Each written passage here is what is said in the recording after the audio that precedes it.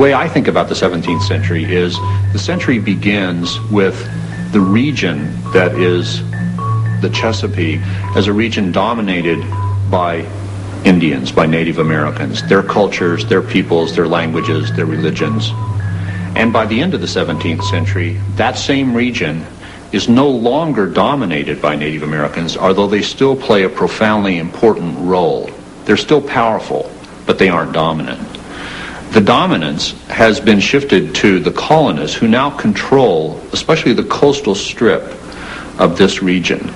They control it militarily and politically, but they still don't really control it culturally. And partly they don't because of the tremendous diversity that is increased after 1670 by so many Africans coming to this region.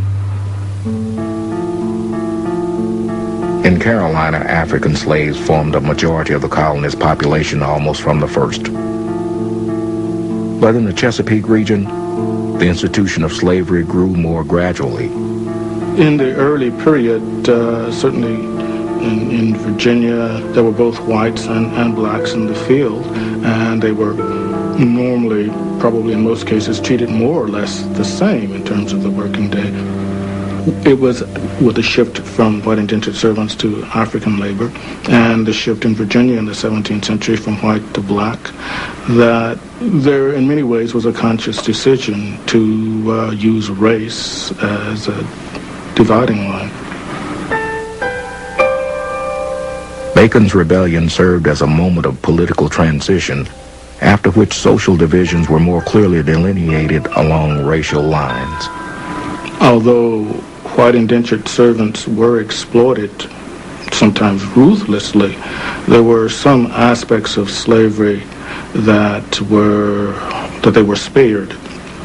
The essential aspects of slavery is that the person serves for a lifetime and that the condition is inheritable, so that even if an indentured servant served for most of his life, in the sense that he died early, his descendants, if he had any, would not be enslaved. One hallmark of the southern colonies is the early concentration of wealth and power in the hands of an elite class of land and slave owners.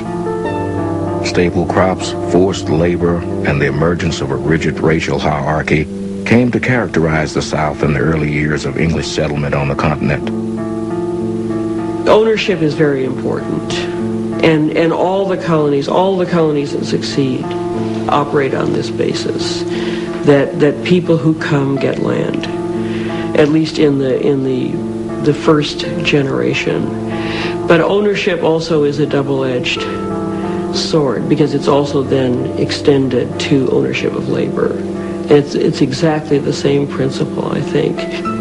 It's certainly clear to me, at any rate, that the principle of private property in land, which has been so important, also is exactly the same principle of private property in labor. So that it's a very much a mixed tradition right from the beginning, I think.